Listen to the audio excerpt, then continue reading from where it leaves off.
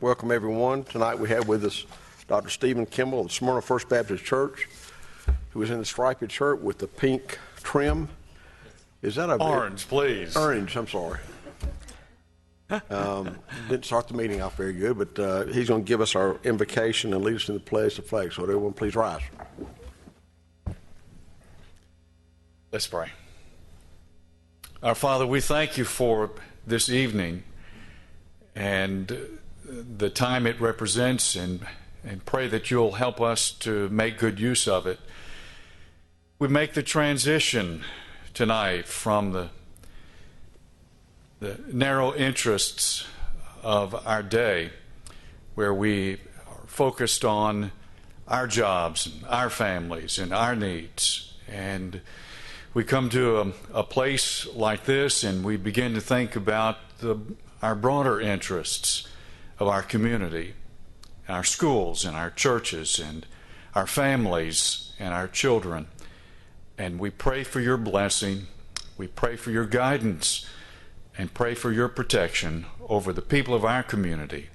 And we ask it tonight in Jesus' name. Amen. I pledge allegiance to the flag of the United States of America and to the republic for which it stands, one nation, under God, indivisible, with liberty and justice for all. And for those that don't know where First Baptist Church is, just out the door, hang a right, it's up there on the left. Great church. Great church. Steve, thank you for all you do for our community. And that is orange. It's not pink. Agenda changes. We do not have any. Under the mayoral report, I'm not sure if State Superintendent John Barge is here. I don't think he was going to stop by, but he didn't. So I won't be able to recognize him.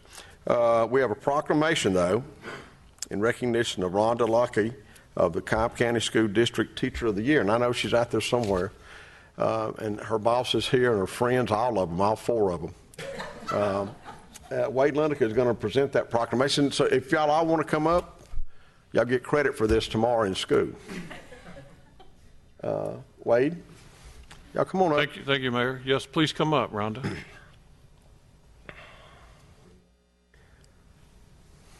You go to the middle. Oh, Yeah. Okay. And the other, your husband? Your sister? Husband, principal. Principal. Okay, got it. And to Miss Loki's left is Gail Johnson, the principal at Campbell Middle School. Taking photos is Dale Gaddis, our assistant area superintendent. I do have a proclamation by the mayor of the city of Smyrna in recognition of Rhonda Loki. Whereas Rhonda Loki, an important leader in Smyrna schools, Cobb County, Georgia, has dedicated over 30 years of service to educating and empowering our youth and members of our community. And whereas Rhonda served our community in Cobb County schools as teacher of humanities at Campbell Middle School, teacher of social studies and instructional technology specialist at Smitha Middle School, learning support specialist at Lost Mountain Middle School, and social studies teacher at Dodgen Middle Schools. And whereas Rhonda was instrumental in supervising student teachers with the Urban Education Internship Program and the year-long internship program with Kennesaw State University to help prepare future teachers for excellence in the field. And she conducts classes at the New Teacher Institute for Cobb County School District's newest teachers. And whereas Rhonda served the school by serving as a staff sponsor on the Helen Ruffing Reading Bowl, the Lady Spartans, and to the community through service including food drives and pennies for patients for leukemia patients, and to the world through fundraising for playground equipment for an orphanage in Kenya, Africa. And whereas Rhonda's involvement in the Smyrna schools, Cobb County School District, and community at large reach far and wide, earning her honors as Teacher of the Year at Dodgen Middle School, Teacher of the Year at Lost Mountain Middle School, Teacher of the Year at Smitha Middle School, and Teacher of the Year at Campbell Middle School. I sense a theme working. Smyrna's Mayor's Education Awards, and whereas Rhonda's work as a public school educator is highlighted by her ongoing pursuits of professional learning, including international baccalaureate training, understanding by design, Apple Classrooms of Tomorrow, from standards to rubrics, and teacher support specialists. And whereas Rhonda's ongoing commitment and inherent ability that continues educating, inspiring, encouraging, and mentoring young people continues to remain at the forefront of her life. Now, therefore, I, A. Max Bacon, Mayor of the City of Smyrna, do hereby proclaim this a day of recognition to Rhonda Lokey for her personal and professional accomplishments, leading to being recognized as the Cobb County School District Teacher of the Year for the year 2013-2014. In witness whereof, I have hereunto set my hand and caused the seal of the City of Smyrna to be affixed upon this 3rd day of September in the year of our Lord 2013, signed A. Max Bacon, Mayor.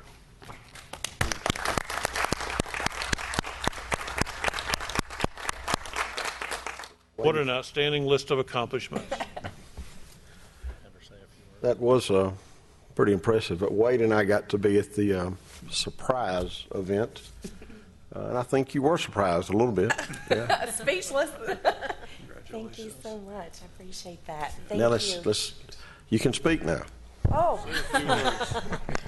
I didn't know I was going to do that. We- So just turn this way? No, you're good. We have two. We have. Okay. You look good. No, if you turn around, no, if you look that way. No, look this way. Oh, okay. Sorry, I'm getting Go ahead. confused. I'm used to teaching 6th graders. No different.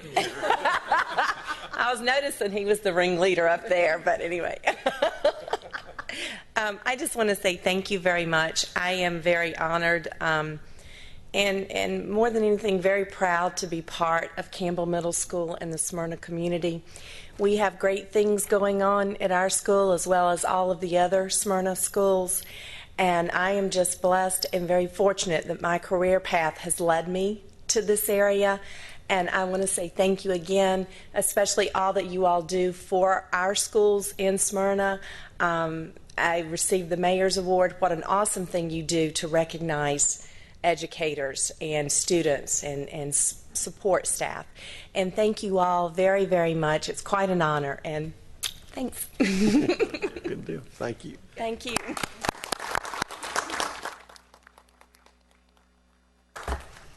Because you've done so much, you don't have to stay for the rest of the meeting. I have homework to do. This has been a good year for Smyrna. We're going to do another recognition on the 16th. So thank y'all very much for all y'all do. It's great. Bye-bye. We will go into item 4, which is land issues, zonings, and annexation. A 2013-313 is a resolution of necessity for the City of Smyrna to amend the 2011 North Smyrna Urban Redevelopment Plan for one or more slum areas to promote the public health, safety, and welfare, and for other purposes. Mrs. Tammy Sadler-Jones, you give us a background. Yes, please. Thank you, Mayor Bacon.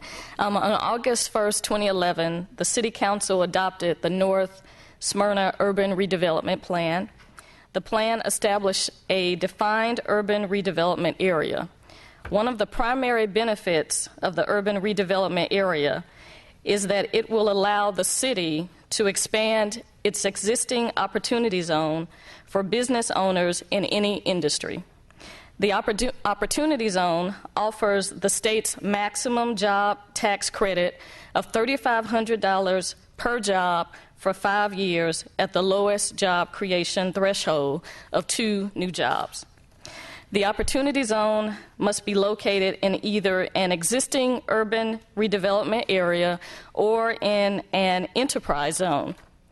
The proposed amendment to the plan will expand the urban redevelopment area to include 3 new areas, including properties at Atlanta Road and Spring Road, Jonquil Drive and Spring Road, and the intersection of Hawthorne Avenue, Roswell Street, and Matthew Street.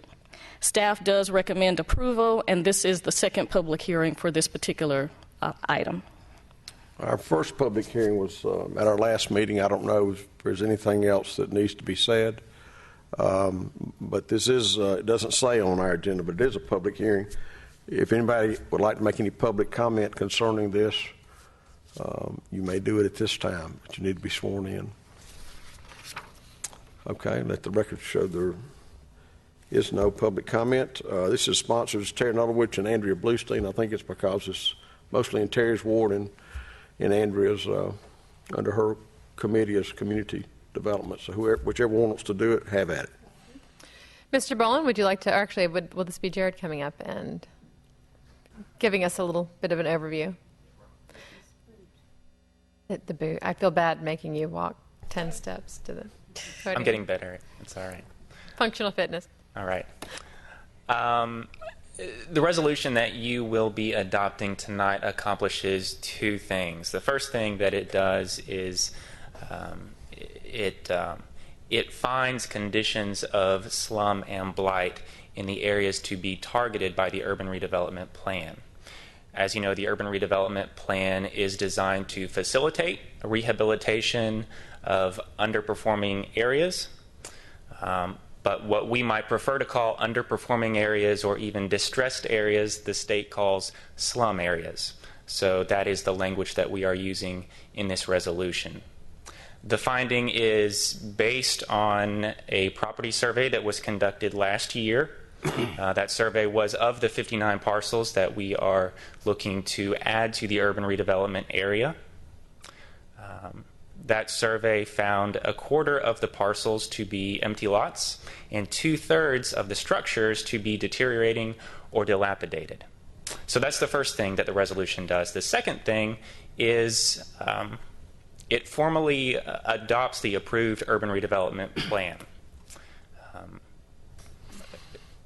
Again, at the public hearing that was held 2 weeks ago, we outlined the amendments. The key amendment is the addition of these 59 parcels to the urban redevelopment area.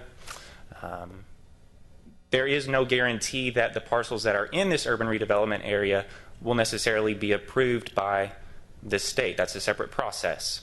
But we will make that application, and my contact at the state has advised us that if we can finalize that application and get it to the state by the end of the month, that they should be able to review it and hopefully approve it before the end of the year. That's background. Thank you for that. I look forward to having notice of the approval and an update coming soon. And also thank you for explaining the use of semantics, because I think the terms, the slum, that is a function of semantics as required by the state. It's not how anyone in this room actually feels about these areas or how they You're right. actually are. So thank you for clarifying that. I appreciate it. Sure.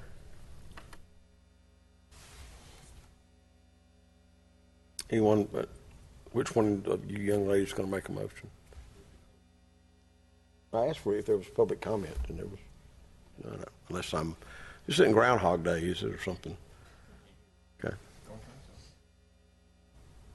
Okay. Is there any public comment? I don't think there is. Then at this time, I move to approve item 4A. This is item 2013-313. It's a resolution of necessity for the City of Smyrna, Georgia to amend the 2011 North Smyrna Urban Redevelopment Plan for one or more slum areas to promote the public health, safety, and welfare, and for other purposes. I have a motion and a second. Is there any discussion? All those in favor of the motion, please vote. That's approved 7-0. Thank you very much. Item 5 under the agenda is privilege licenses. We have none. Item 6 is formal business. A is 2013-319 resolution to support the Downtown Development Authority DDA decision to sell land 1.54 acres near the intersection of Dunton Street and Concord Road, commonly known as 1151 Concord Road, Southeast Smyrna, Georgia, to Peacock Partnership, Inc., in the amount of $350,000. Miss Tammy Sadler-Jones, will you please give us a background on it? Yeah, well, Mayor, basically the title of this item is an explanation of what we are trying to do this evening, and that is to support the Downtown Development Authority's decision to sell the land located at 1151 Concord Road Southeast in the amount of $350,000 to Peacock Partnership Incorporated, and for the benefit of the public, that's the steel structure location. I'm going to turn this over to Mr. Corky Welch, who is, since the day he's been on council, has been beating this like nobody's business. So. Thank you, Mr. Mayor. This property was presented to us not long after I came on council for purchase, and at least in my own mind for demolition. And as I was riding around the next day looking at some issues, I actually had a phone call from one of my constituents asking about the purchase of the property. The council elected to put it on the market for a limited period. Within that time frame, we received our first memorandum of understanding and contract on the property with the time for them to do due diligence on the property, which they let expire. But by the time they let it expire, we had 3 other individuals that were interested in this property. DDA looked at the 3 proposals that we had and elected the Peacock Partnership to work a deal with. I'm very happy that they have. I feel like that this development is going to be a very good member of the community. It's a group of, at this point, dentists and doctors that are going to go in and refinish this building, and I think it will be an asset to the community. With that, Mr. Mayor, I'd like to make a motion to approve item 2013-339, resolution to support the Downtown Development Authority decision to sell 1.54 acres near the intersection of Dunton Street and Concord Road, commonly known as 1151 Concord Road Southeast, Smyrna, Georgia, to Peacock Partnership Incorporated in the amount of $350,000. Second. Have a motion and a second. Is there any discussion? All those in favor of the motion, please vote.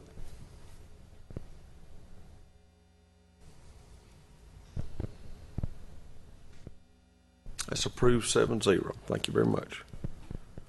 Item B, 2013-317, approval of building fees and occupational license fee incentives in the amount of $5,075 for Omni Business Services at 1290 West Spring Street.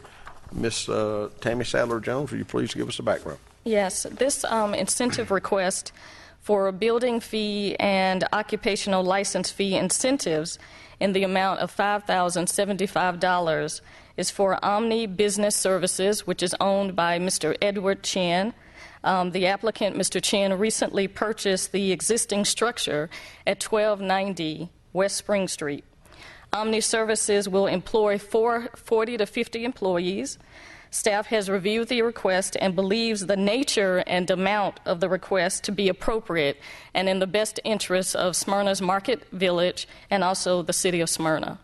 And for those of you in the public, as soon as you walk out of the door of City Hall, the building directly across the street to your right is the building that we are making reference to this evening. I will turn this over to Ms. Terry Nulowich, who this is in her district.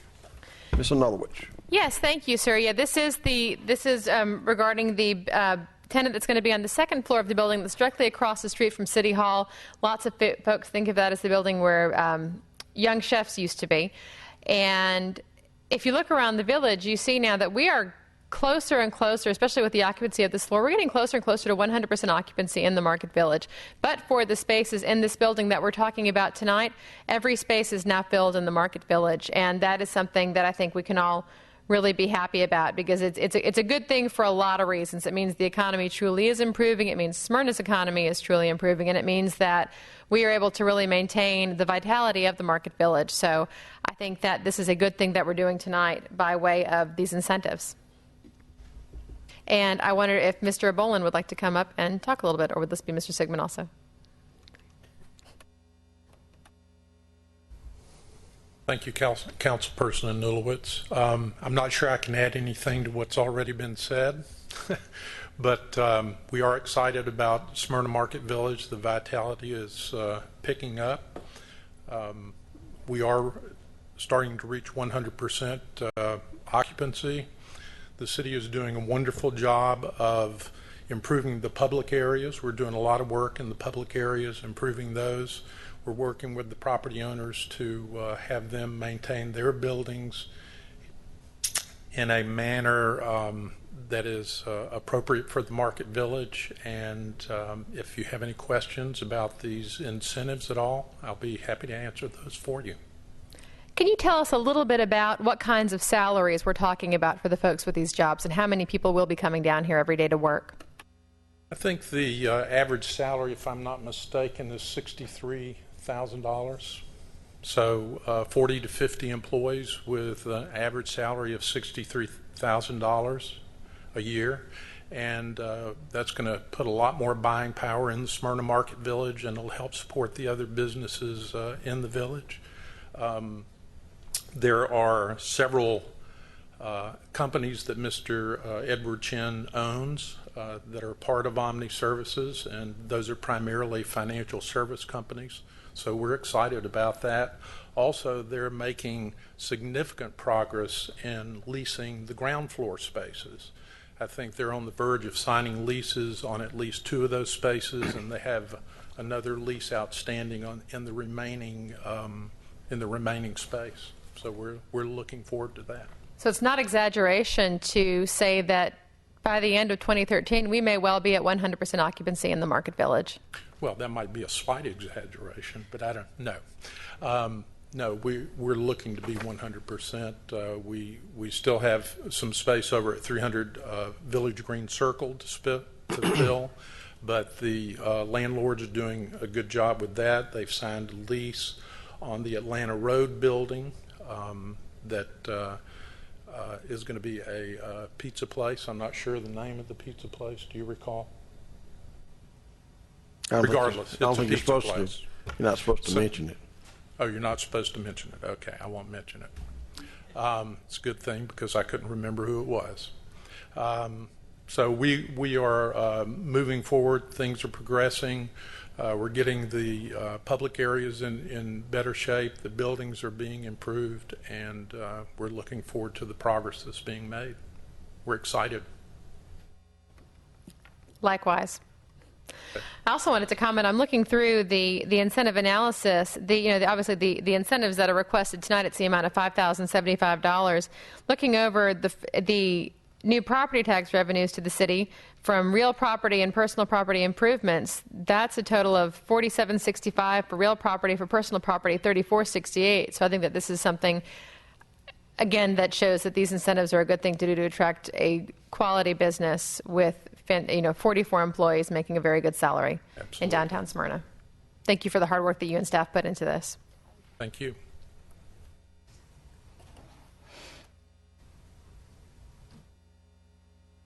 Other questions? I hope not. Go ahead. I'd like to move to approve what item is this? Are we in 4? Yes, item 4B. This is 2013-317. The approval of the building fee and occupational license fee incentives in the amount of $5,075 for Omni Business Services at 1290 West Spring Street. Second. Motion is second to approve these incentives. Any other discussion? All those in favor of the motion, please vote. So approved 7-0. I know that building's been empty for at least 2.5 years, and it's been a struggle for us, and that you can't do anything with it until somebody buys it and comes out of foreclosure. So we got a good partner in the downtown with Mr. Chin, and we look forward to he and his companies moving down here. Right. Item 7 is commercial building permits. We actually have one tonight. It's 2013-315, issuance of a commercial building permit for the construction of a new discount tire store at 2717 Spring Road. And I'm going to just let Miss Melanie Pritchett, who represents that district, to make the motion for that. Thank you, Mr. Mayor. For those of you who, right off the top of your head, don't know where 2717 is, that's the old Sonny's Barbecue building, that old red building that's been there for, 4 to 5 years since Sonny's moved out. Discount Tire has worked very diligently with community development and with me to give us a very nice building, which will be almost all brick. And the bays will face, they'll be facing the west, not the east. This got delayed because Discount Tire said we want to put them on the east side, which means anybody coming to Smyrna is going to see it. I said that's a deal breaker. You either put them on the west side or you don't do the building. Now, that is a small piece of land, so the builder, Discount Tire, had to ask for some variances. So when a builder comes in and asks for variances, if we can give him those variances without imposing on anybody else's property or hurting the city, we like to work with people and do that. So that way we get a better building and they get what they need. If we didn't work with people, that spot could have a lot of things on it as a commercial property that we would not want to be in one of the entrances of our city. So I'm very happy to say this is going to be a 9,842 square feet building, and it's going to be a $1,127,000 building, the money they're going to be putting into that. So when you go by there, they've demoed most of the building. They're still hauling it off, and you'll be seeing them working on that diligently. I hope by the first part of the year we'll have it open. And with that, I make a motion that we issue a commercial building permit for the construction of a new Discount Tire store on Spring Road, 2717. That's 2013-315. We have a motion. Surely we're going to get a second. Second, okay. Any discussion? All those in favor of the motion, please vote. It's approved 7-0. Item number 8 is consent agenda. Ms. Tammy Sadler-Jones, will you please read the consent agenda for council's approval? Yes, we have 3 items on the consent agenda. Approval of the August 19th, 2013 Mayor and Council meeting minutes. Item B is approval to use council chambers on September 17th, 2013 from 7 to 9 p.m. for a Williams Park neighborhood meeting, HOA, with Keith Bentley. And item C is approval to use the council chambers on October the 9th, 2013 from 7 to 9 p.m. for a meeting of the Smyrna Tree Board and Williams Park Neighbors, HOA, by Robin Phillips. I hear a motion, we approve the consent agenda? Second. All those in favor of the motion, please vote.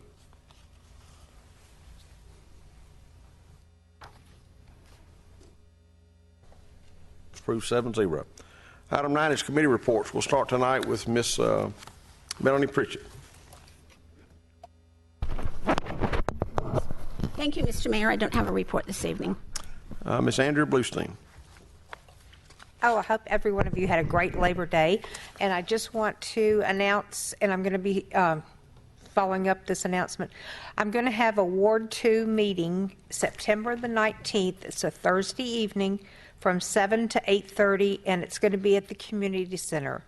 And I hope that Ward 2 residents will try and attend. I'm going to have our new police chief, David Lee, is going to be there from the fire department. I've got Jason Lanyon coming. I've even asked Wade Lineker to come to try to help me explain the new ward maps that just came out, since he participated so much in them. And then I'm going to have Ann Kirk there to talk about Keep Smyrna Beautiful. So we've got a little something for everybody. So if you're in Ward 2, it's the 19th of September. Thank you. Ms. Terry Nulowich. Thank you, sir. I do not have much to report tonight, but I did want to note that the meeting that we just approved use of the council chambers for October 9th, that's the joint meeting of the Smyrna Tree Board and the Williams Park Neighbors. And speaking with the organizers of that meeting today, I wanted to let everyone know that that meeting is actually open to anyone who's interested in learning more about the Tree Board and getting an update on the Tree Board's most recent activities. That's on October 9th from 7 to 9 p.m. here in the council chambers. With that, I yield. Ms. Corky Welch. Thank you, Mr. Mayor. No formal report this evening, but I would like to remind everybody a couple of things to put on their calendar. On the 13th of this month at 7 p.m. is the Smyrna Heroes Gala. Encourage everybody to come out and participate, try to help our firefighters and police officers. Secondly, on the 14th is a Taste of Smyrna. Just put that on your calendar and come out and support the community.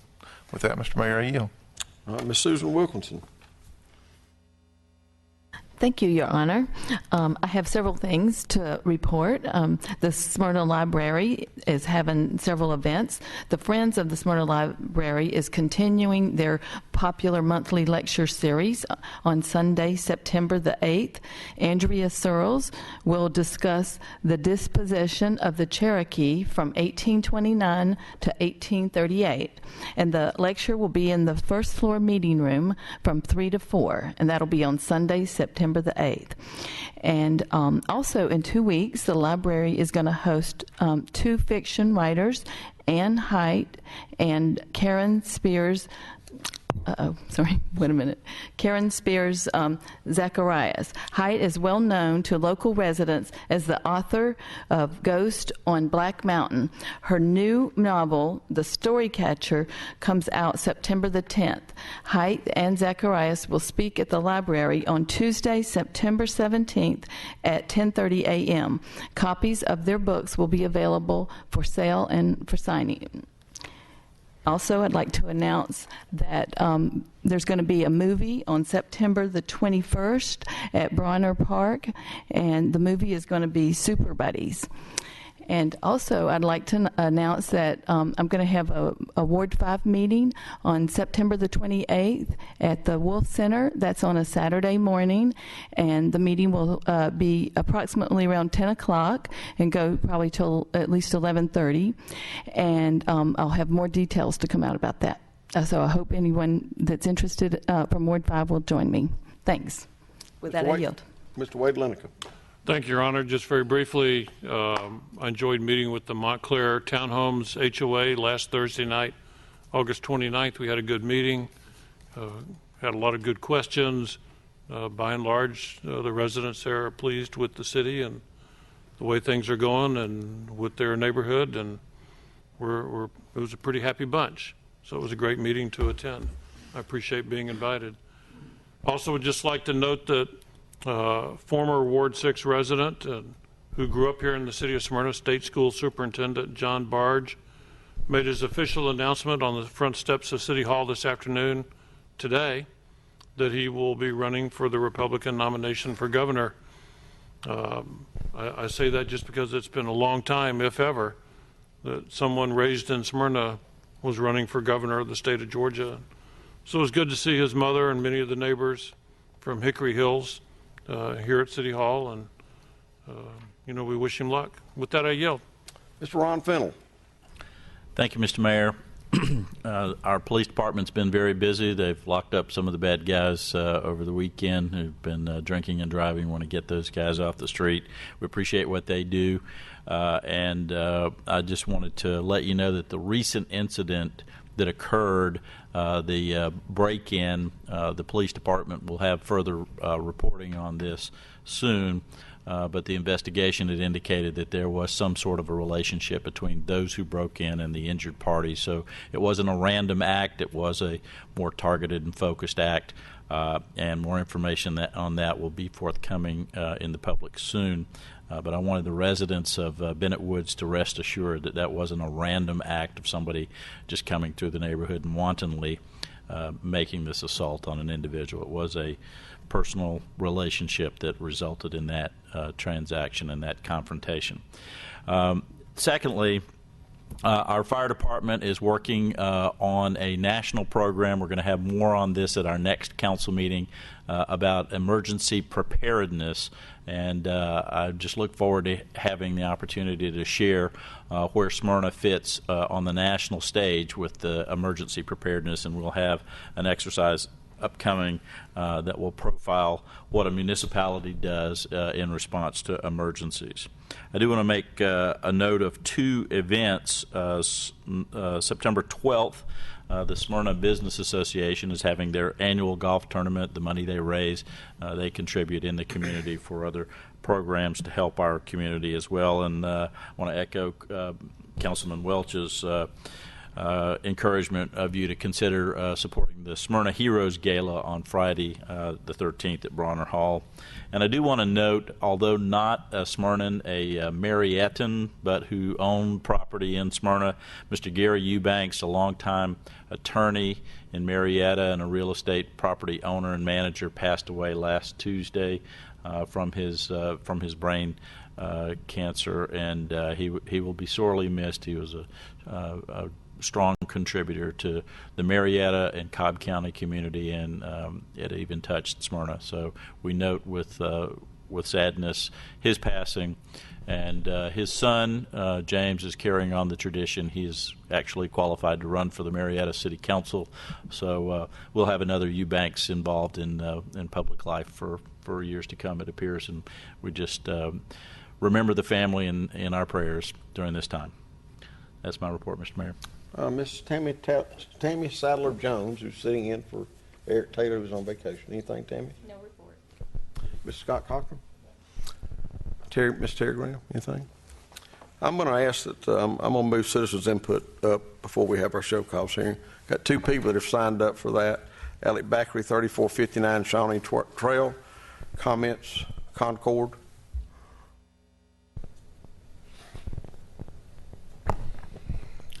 Up to this point, there's no one in front of me that has enlightened us on what's going to happen to Concord with all the purchases of the businesses and homes on Concord.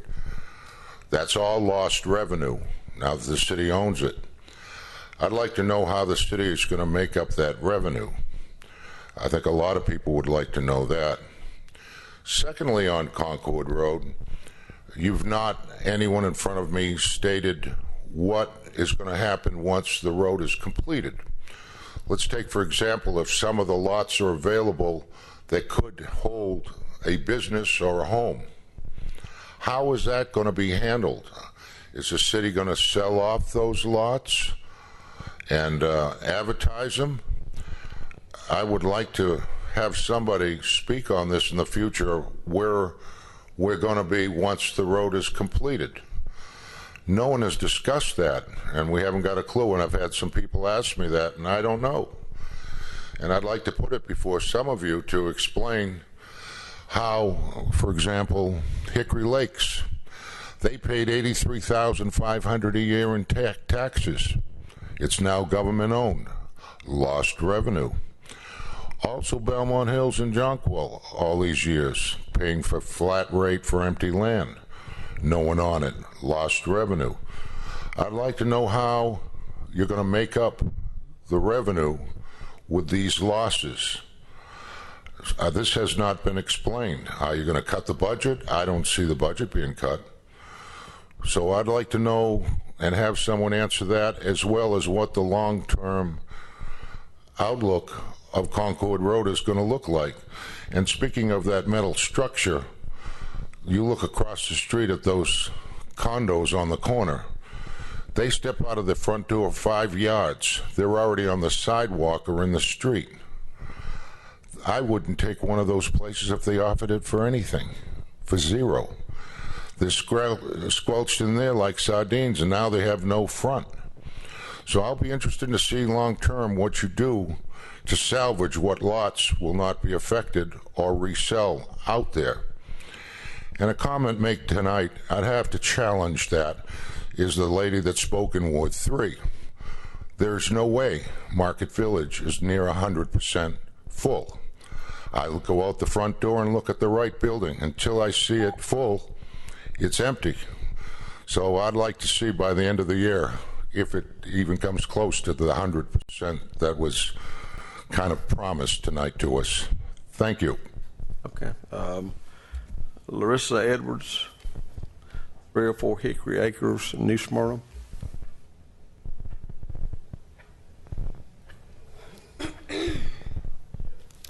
Good evening. How's everyone? I'd like to get your feedback on these couple of questions that I have, please. And, you know, Smyrna made it to the paper a couple of more times, and one thing that's really dominant that I see is a flaw in Smyrna's system on how things are run around here. if the residents don't agree with a decision that you guys make, how do their voices get heard? Because you guys vote. No matter what the residents come and say, no matter how much proof, no matter how many tears they cry, you guys are still going to vote your little 6-1 or whatever. So my question is, and why is everybody looking down? Like, I mean, look at me, please. My question is, how do the residents get their voices across? Because there's a lot of residents in Smyrna. How does that work? They come and, they present their case, and you guys still make a decision on personal reasons or kickbacks. I don't know. I don't want to make any allegations because I don't know. But I'm really confused. How do the residents get their voices heard outside of this microphone? What about on paper? What about their desires or their needs? Terry? I have an inbox full of emails, and I receive phone calls every day from people who want to have an actual dialogue and don't just want to speak on camera. That is how I tend to communicate with constituents. But you didn't answer my question, dear. Okay, listen, public input, citizen input is not a question and answer period. It's for you to make your comments, and I think Mrs. Nulowich is giving you her phone numbers to call her or anything, so just... Yeah, but I have all of you in front of me. And I'm asking you a very simple question. How do the residents get their voices heard? Because I sit out here and I see people come and they cry and they plead, and you guys still make a decision based on your interests. If I see the needs of people being squandered, I'm going to ask questions. That's what I do. So I see the process and I see a flaw in the process. It's my opinion that Smyrna get a standard of decision making that's fair for everyone, and let the citizens have their input, and let their input have weight in the voting, because we all know that's where it's at. It's in the voting, and the citizens don't vote. I'd like to see the citizens vote. Have a nice evening. Peacemaker for president. Item 10, we'll go. That's the show cause hearing. 2013-312, appeal the denial of application for alcohol service permit. Kimberly K. Kirkland, she here? Okay. Those of the staff that want to leave, y'all can leave. Miss Tammy Sadler-Jones, the background, please. Our city's ordinance requires that anyone dispensing, serving, or selling alcoholic beverages are required to get a photo permit through the city's police department. There were legal reasons that prevented issuance of this permit, so the matter was appealed to the License and Variance Board on August the 14th. The License and Variance Board denied the issuance of the permit, and the city's ordinance does allow the applicant to appeal to the mayor and council, so that's why our applicant, Ms. Kimberly K. Kirkland, is here before you this evening. Would you please identify yourself, and I'll get Mr. Cochran to do whatever his magic is. Thank you. My name is Jim Fletcher, and I'm an attorney with Merritt and Fletcher here in the Market Village, and I represent Mrs. Kirkland. Scott, you want to swear them in? And no.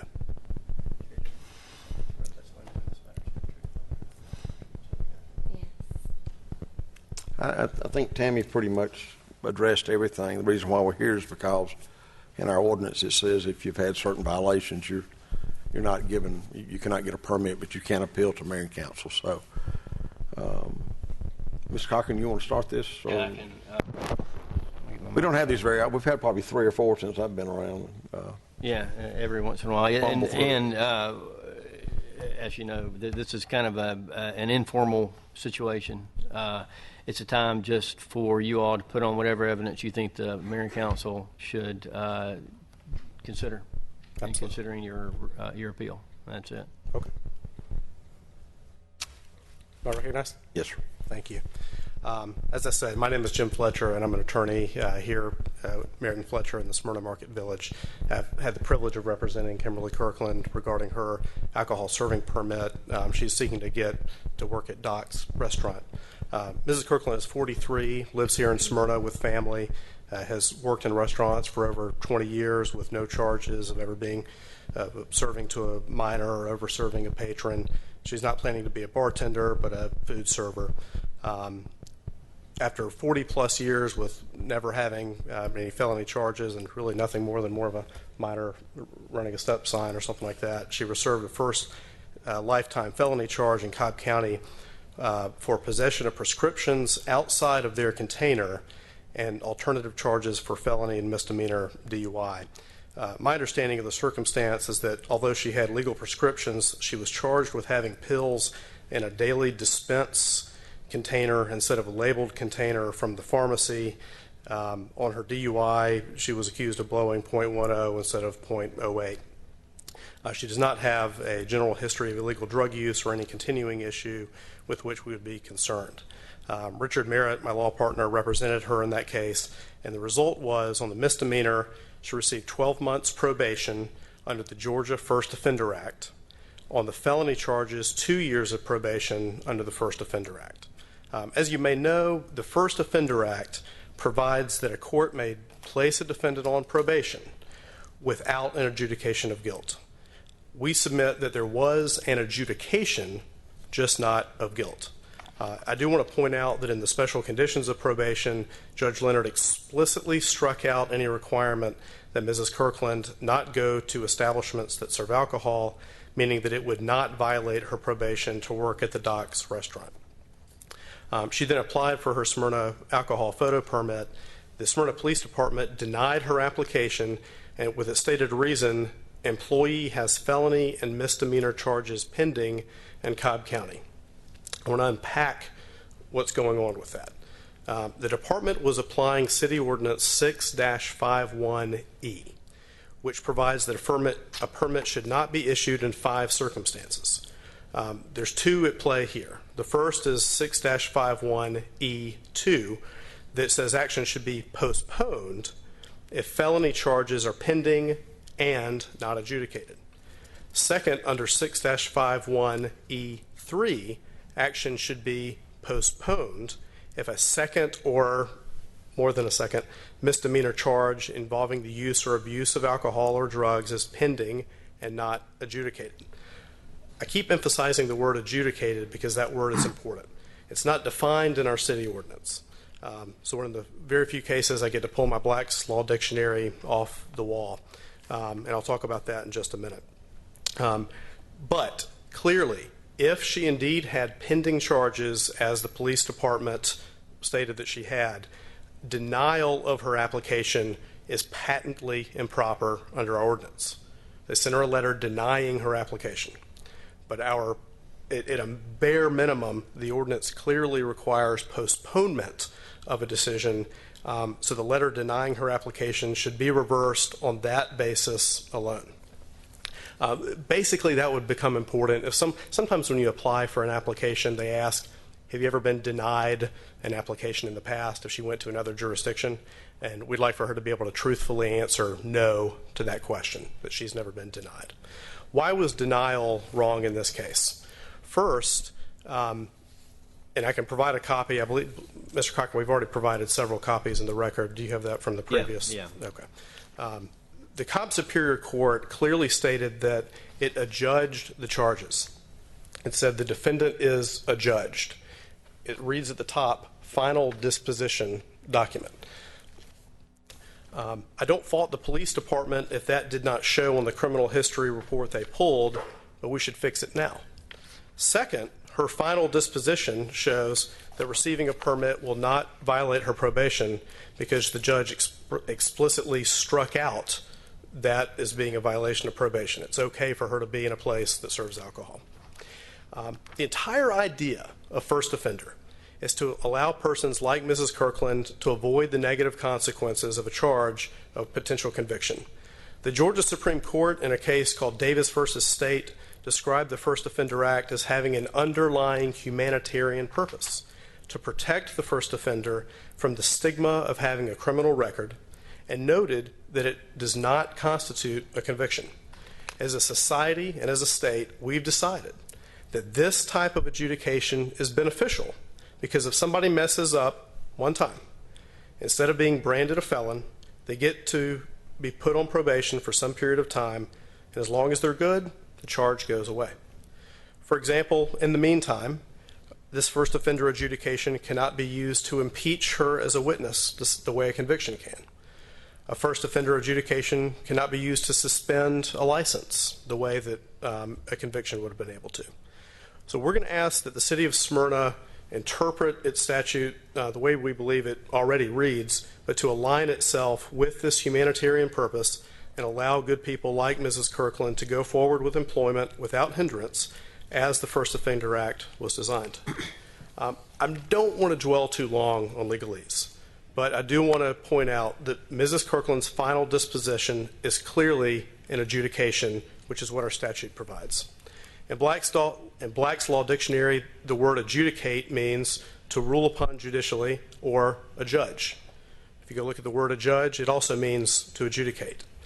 Thus, because the words mean the same thing, and the final disposition itself explicitly reads that the defendant is adjudged, the charges have been adjudicated, and those two exceptions no longer apply and do not serve as a barrier to her receiving a PORS license.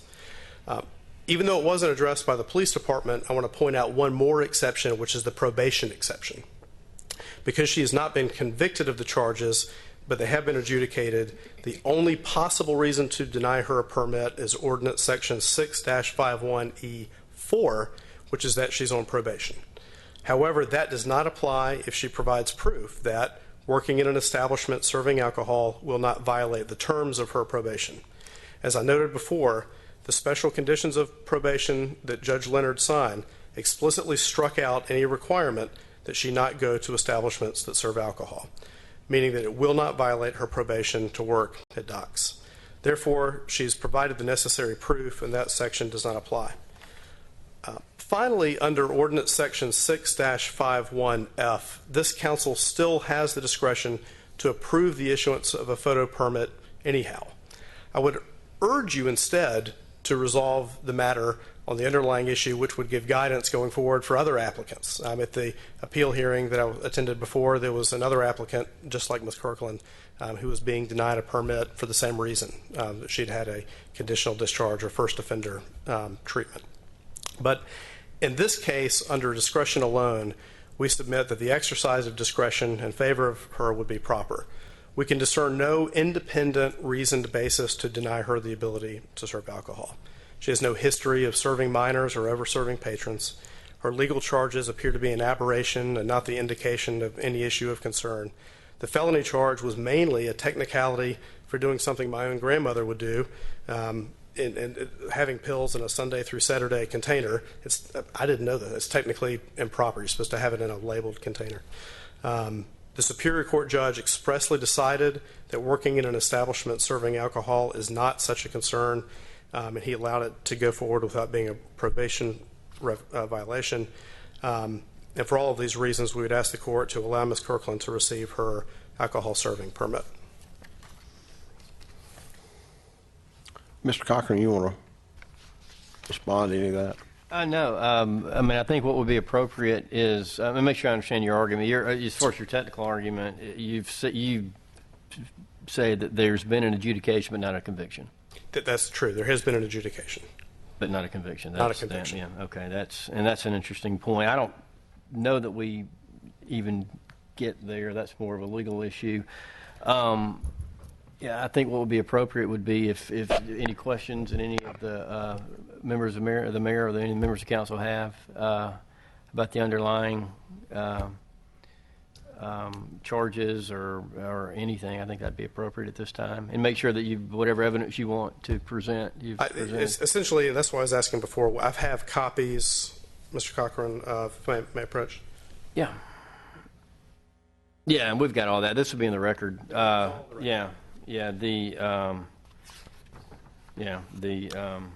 providing as Exhibit 1 a copy of the final disposition Exhibit 2 is actually showing the definitions from Blacks for your benefit and understanding the humanitarian purpose of the statute, the Georgia Supreme Court's dissertation in the Davis case. Exhibit 4 was the letter where her application was denied. A copy of the actual first offender statute is Exhibit 5. Our Ordinance 6-51 is Exhibit 6. Is Ms. Kirkland currently working at, or was she working at Docks? Where are you working at Docks? When that happened. When you applied, had you yet been working? I'm sorry. Oh, she can come up here and talk if she wants. His question is, did you been working at Docks already? No, I had not been working. Have you worked at other restaurants like this? Yes, I have. Okay. Around in this area? Well, I moved here from Alabama. Okay. So, yes, in Alabama I did. I actually managed a 5-star restaurant in a very small town. That was, they served alcohol there. Yeah. So. Any questions? Mr. Lineker? Yeah. Mr. Fletcher, and I'd ask Ms. Kirkland if she'd use the microphone so everybody could hear. You've made a number of very technical arguments, but I think our main interest in enforcing the ordinance is to make sure that the establishments in the city do follow state, county, and local laws and do operate in a safe manner for everyone concerned. You mentioned her work history, but we know very little about her background, or has she ever worked in the food industry before, or what kind of experience beyond some comments that she just made very briefly. Could we elaborate on that? And if she does she have an offer from Docks to work there, or? Absolutely, yes. When's the first time you worked in a restaurant? I think you told me it was when you were in high school. I've been working in restaurants since high school. And I also, it was also a medium for us, my husband and I, to establish our own business. So, you know how small businesses are. Sometimes you need a little extra income, and I was that person. So, yeah, I've worked in restaurants since high school. I want to say the year. No, I'm not asking. Have you ever had any problems or issues with local jurisdictions in the past related to the sale of alcoholic beverages in those food establishments? No, sir. So that has never been a problem in your past. If you're granted your appeal, when would you start working at Docks? Immediately. So tomorrow? Whatever Martin says. I don't know my boss there. I've just been waiting since actually the end of June. I was denied, and at that point, I wasn't fired, or I didn't quit. I'm not able to work there without this, and I understand that. I mean, you have to. The position is still open to you. Yes, the position is very well it's still open. Absolutely. Okay. He's behind me 100%. And maybe just in your own words, tell us why we should bestow our confidence in you to not make another mistake and create a problem for us if we were to grant this appeal. Why should we trust you? Why should we depend on you? Well, I'd hope that you would give me another chance, just as like the first offender that law has done for me, that act has done for me, and as well as my record speaks for itself. This is the first time I've ever had any problem. I've never been arrested before. I never had anything other than like a violation of a stop sign at one point. The only thing I've ever hit, I've never been in a moving violation, never anything but a parked vehicle. But as far as working at Docks or working in any industry, alcohol, wherever it may be, in Smyrna or in Atlanta, I'm a great server. And I do a good job, and I've never had a problem. I've never been fired anywhere I've worked. I've been nothing but I've worked my way through the system and climbed to the top of management, at other restaurants. I'm an excellent employee. I have references for that as well, and I really just feel like I'm just asking for a second chance. Like, I really want this. This is what I this is my life. And at 43 years old, I don't know where to go from here. I really don't. I would have to go to another career or something. But I enjoy what I do. I'm good at what I do. And I made a mistake. And I think everybody here has probably made one mistake in their life. So I just ask that you would consider awarding me this certificate so that I can get back to work and start making money. I've been at a standstill for 3 months. And I appreciate you having the courage to come up here, because I know it's hard to, come up in front of a group and speak in public, and, with cameras and all of us sitting up here. I mean, I know it's hard. And I know there was cameras till just now, but yeah, I'm really nervous. And, I appreciate your situation. You understand our interest as a government in making sure that the ordinances relating to the sale of alcoholic beverage, whether it's pouring or package, that those business establishments in that business conduct themselves lawfully, and we don't have citizens hurt or injured or affected in some terrible way because of either accidental or willful mistakes. I mean, we just can't, have mistakes. I do want to say that if you do work in Smyrna in this business, that we conduct periodic compliance checks, and it would not be a big surprise at some point for someone to come in and test your knowledge and abilities in that area. And we do that with all kinds of businesses fairly. We don't target anybody, but just know that we're always watching. And if you're in a management role in an establishment, you've got to make sure, we depend on you to make sure your employees are trained, they know how to sell beverages properly, they know what they're supposed to do. And absolutely, yes. And you would promise to do all those things for us. Absolutely. I've always have. I've always complied. I've never had any problem. I've never had, in fact, if anything, I'm the one, making sure, you have to, there's so many different avenues of that, because you have to really maintain and really be on point, knowing who maybe has had too much to drink. They don't need to be driving. Do they need to be cut off at the bar? Are they legal? If they don't have their license, regardless if they look 83, they still have to have their license. It's a rule, and it's one that I follow. I don't serve anybody without looking at their license and making sure that they are who they are and their age is appropriate. Thank you for that diligence. I have no further questions. Any other questions, Mr. Fennell? Thank you, Mr. Mayor. Ms. Kirkland, thank you for the courage to come here. And it's a serious offense to be denied.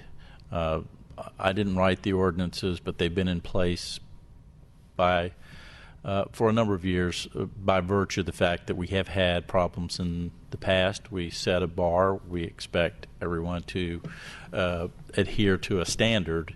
And since our city's number one responsibility is public safety, we're to protect the public at every opportunity possible. We do so through our ordinances and through our staff in enforcing those ordinances. The police department, by the way our ordinance is crafted, properly denied this permit application, in my opinion. We sit uncomfortably as the final arbiter on whether or not we can make exception to certain things. We must have ultimate confidence when we do so that we aren't making a mistake. As chair of public safety, I have the challenge of trying to make sure that we're as tough as possible to enforce ordinances, particularly when it comes to alcohol. Our police department, with our new police chief, has a DUI task force. We're, every weekend, 8 to 10, 12 people we're taking off the roads because they're endangering the public, and we have to stop that. The state's blood alcohol content is 0.08. It's been steadily brought down to that for a reason. Impaired driving kills people, in addition to the impaired other innocent people.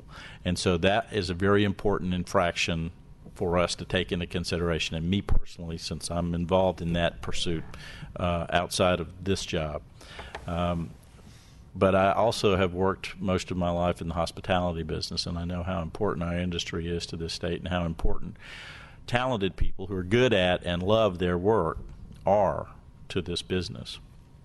Not everybody can do it. Not everybody is motivated to do it. Not everybody enjoys it. But those of us who do can't find another thing that fulfills us as much. Our trust that we place in permit holders, as Mr. Lineker pointed out, is one that we have to be assured that there are no mistakes. Every transaction, every individual customer has to be treated as if they're potentially violating, and those of you who get the permit are our guardians. And the compliance checks he mentioned are very important, because in this case, a violation, and I'm sure your attorney has shared with you the first offender status law, one mistake and you go to the maximum penalty available, and that in and of itself ought to be pardon the bad pun there, a sobering moment for anybody who finds themselves in your situation. Can you tell us, were you not to have this permit, what you would do? What I would do, seek employment at an establishment, I guess, that didn't require me to have an alcohol permit serving license. Okay. I would have to do that. Okay. And I honestly can't tell you what I would do, because this is what I have always done. And it's what you enjoy doing? I love doing it. It's my favorite. I'm a people person. And I am, I'm just people oriented. I'm great at managing. I'm great at managing. I'm not managing, excuse me, at docks. Just simply serving there, waitressing basically. But I'm great at what I do, and I will say that because I've been doing it for so long. I'm good at what I do. I've never been fired. I've always excelled. I've always climbed the ladder, and I've always followed all of the rules basically on the jobs, and I've had to implement them to people that I've trained and hired in the industry. So I'm fully aware. I carry my handbook in my book. You know, I have it right there. As I notice, a lot of people don't do that, but I do, because it is important. And when people say, "Why are you carding me?" Well, this is why it's a law. You know, we're protecting you. And we count on those of you who get these permits to be the ones out there sharing that with the public at every transactional moment. That's important to us. I agree. Thank you. Any other questions? Ms. Bluestein? Yeah. Come on, Mr. Kirkland. I want to talk to you. Since you went to court, what have you done any way positively to correct this problem that happened? Really an eye-opener for me. It was really, I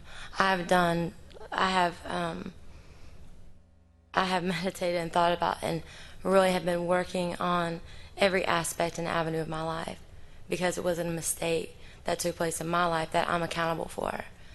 And not only is it's a reflection on me, you know, and my family.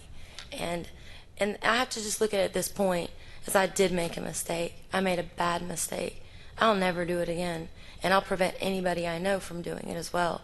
And I have since then.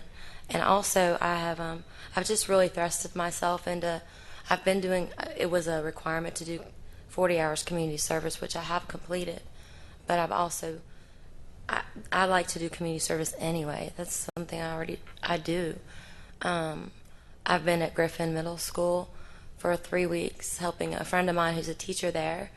She had surgery. She needed her rooms done, build her bulletin boards and everything.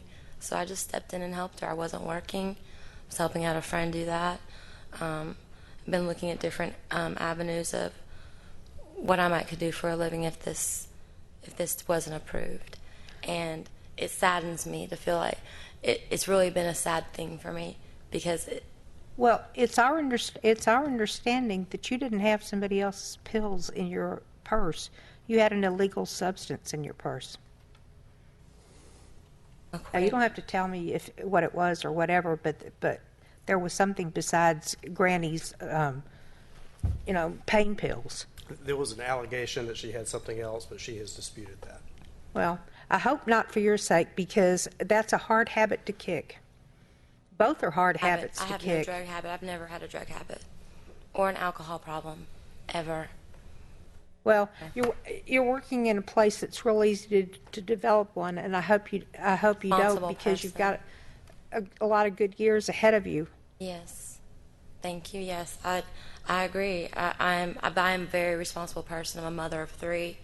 You know, I had a business for 14 years of my own, as well as serving in the industry. I worked for our church for 8 years as pastor's associate. Well, keep doing that. And I'm very involved in several other things. It's a job, and it's what I like to do. It's nothing more than business for me. Okay. Anybody have any other questions? I think what we're hearing is that Ms. Kirkland wants a second chance, and this is the third appeal that I think we've had probably in the last 3 years, and you know, to have to come up here and air your dirty laundry, and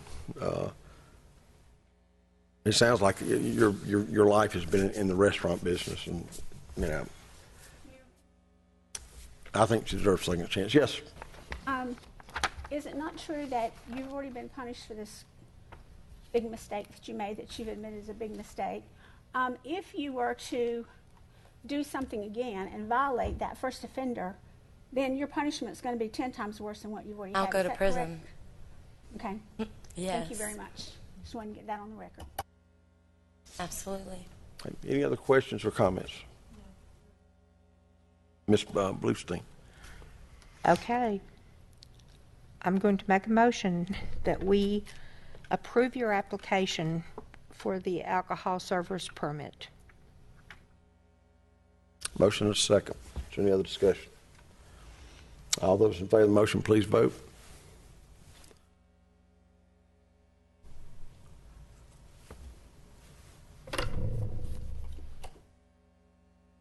That's approved 7-0. So don't let us down.